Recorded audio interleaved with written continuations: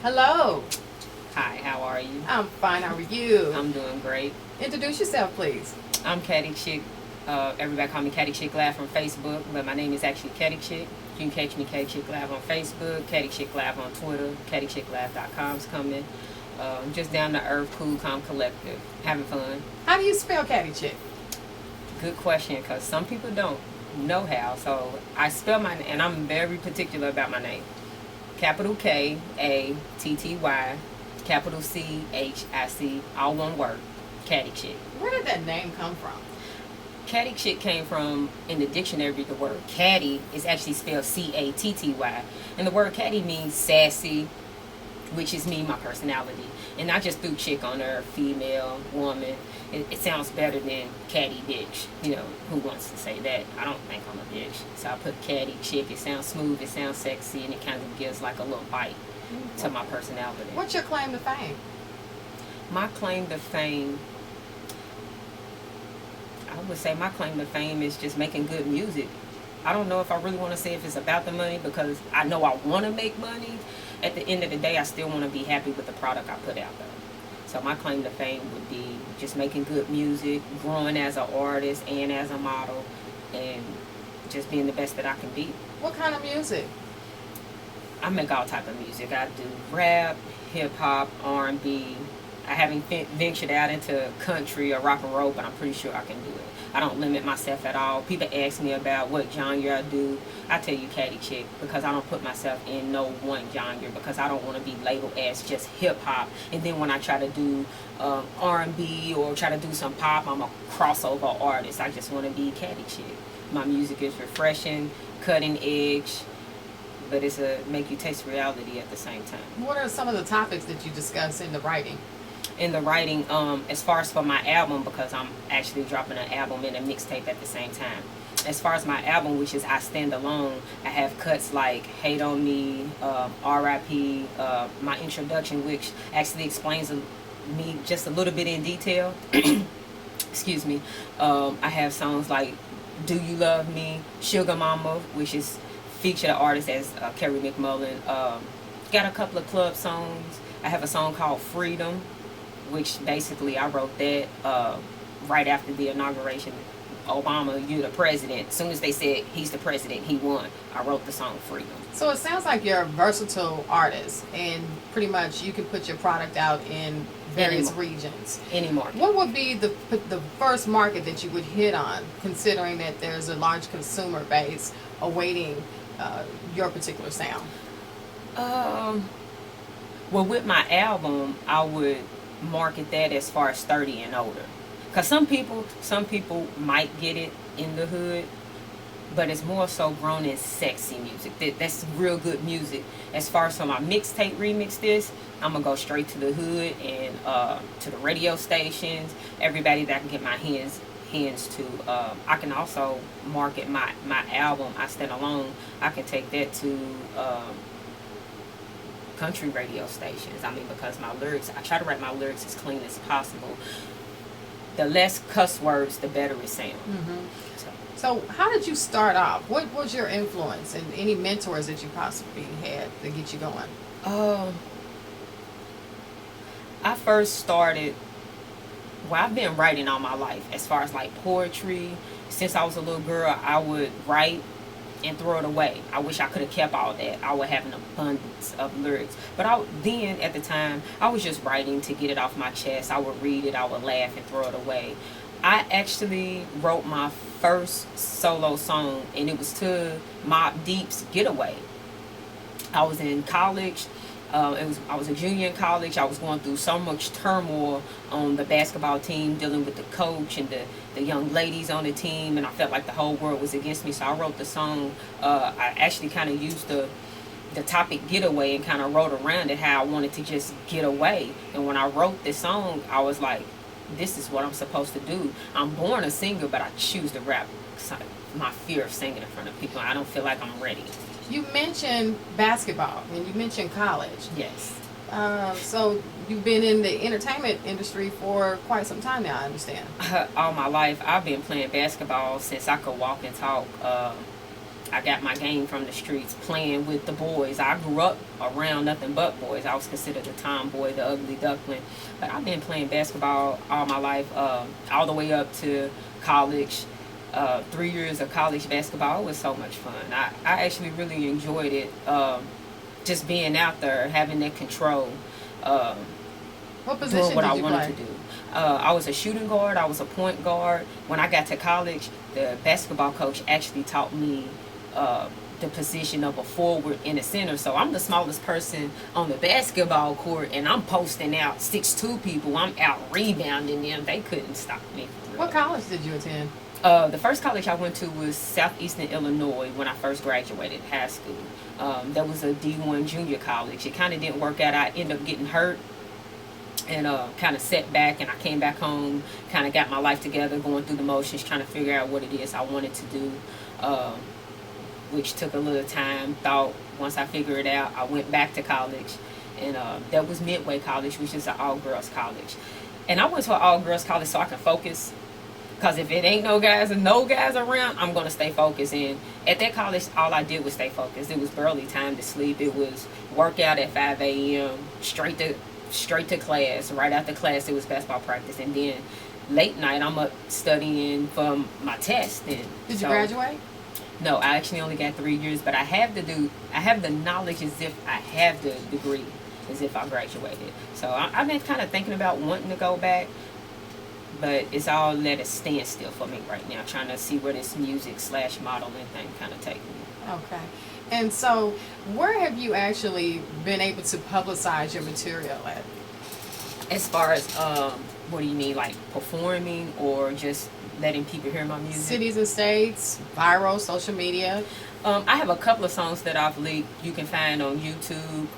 I've been all over Louisville performing. I would say Tailgaters is where I got my first start, where I I wouldn't say Tailgaters. I would say my first extra show was when I was in a group back in 2004. We did kind of like a show in Lebanon. Mm-hmm. So that was kind of like my first experience on stage. Oh, it was so scary and overwhelming.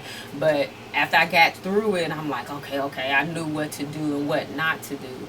And when I got with the second group, we were performing at Fats when Fats was doing things every Friday night.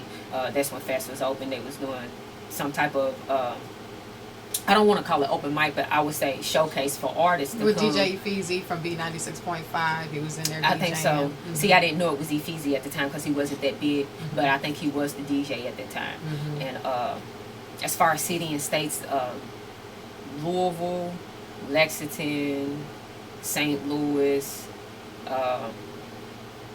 Evansville, Indiana.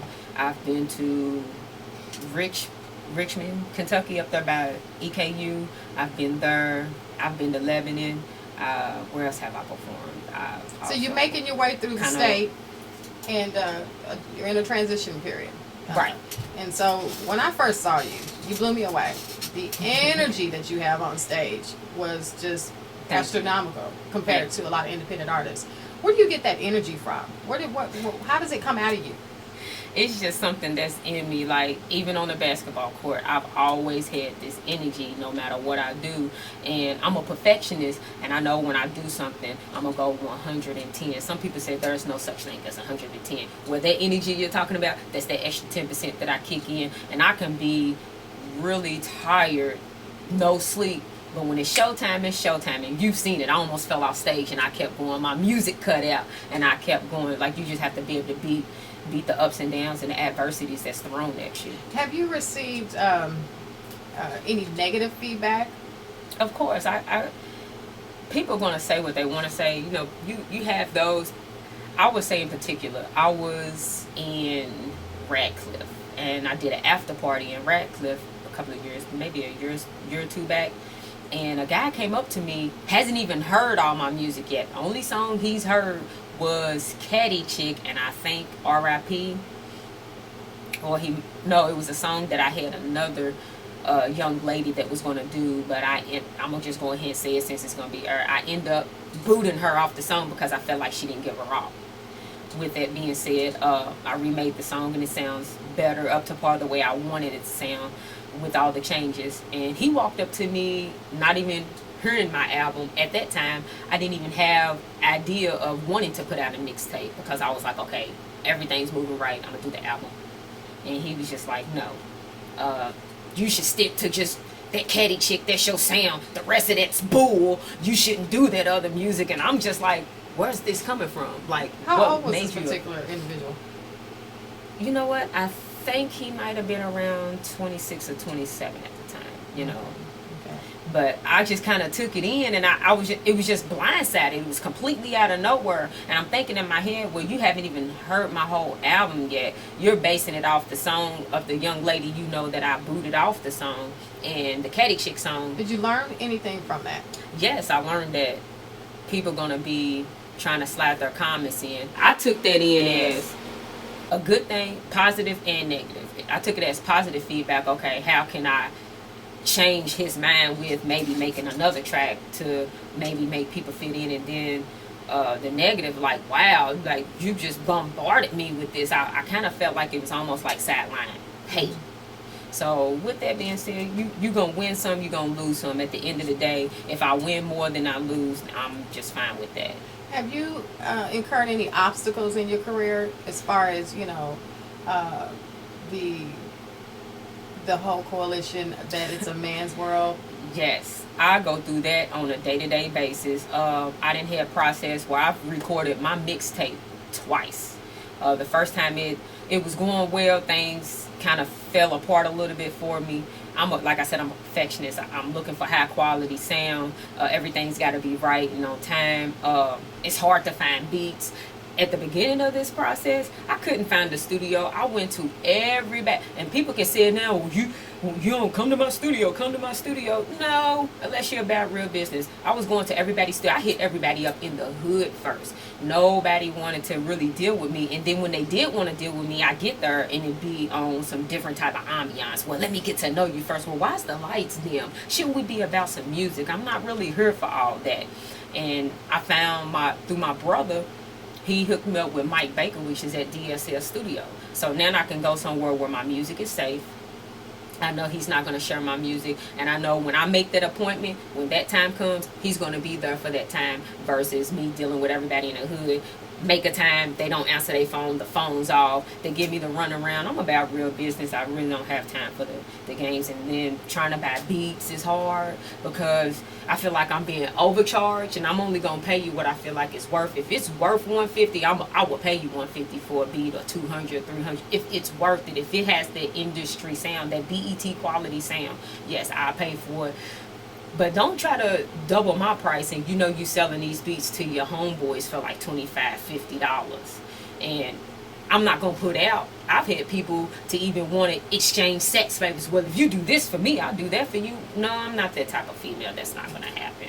So I just kind of try to be me and just stand strong. And if you stand strong with these guys and let them know, it's not going to be that, because there are young ladies that's out there doing this, so it makes it look bad for all of us. But if you just stand strong and demand what you want, that takes you so much further. And what do we have to look forward to in the near future coming from Katty Chick? Look forward to everything. Look forward to see my success, to see my music rise and grow, to see me grow as an artist, to see me prosper as a model, to soon see me venture off into being in movies, because that's what I really want to do. I know how to write. I'm a writer first. So I can write a script. I can write a movie. I have all types of ideas. I just don't limit myself. Just taking one step at a time to kick the doors open. And once the doors open, it's like no looking back for me. And so for the patrons out there watching you right now, how can we find you? If we wanted to contact you, whether email, telephone, how can we actually put our hands on you and get a hold of you? Okay. Email kattychick2000 at Yahoo, kattychick@gmail.com, Katty Chick Live Facebook, Katty Chick Live Twitter, kattychicklive.com coming soon. If y'all want to call me just on some business though, 502-468-4418. I'm not ashamed to put my number out there, but be about business or you're going to get the mean side. Like, I'm as good as you want it to be. And do you have representation at this particular time? I actually represent myself. So looking for representation, don't have the money to pay representation. So I'm trying to do everything myself under my business name, which is Open Eyes Enterprise. So I fall under that category, and those are the stepping stones. Some people don't want to take me in, or I don't want to say they don't believe in me until they actually see the product, because no one's really heard everything that I can do, because and it's my fault because I harvest my music. I'm a perfectionist, and I'm not scared to put it out there, but I want it to be just right, just for the simple reason of what you said, the negative feedback. And I'm learning to be able to take that in. Like, if it's constructive, I can take that in all day long. But if you just blatantly come to me, I'm just going to be like, whoa.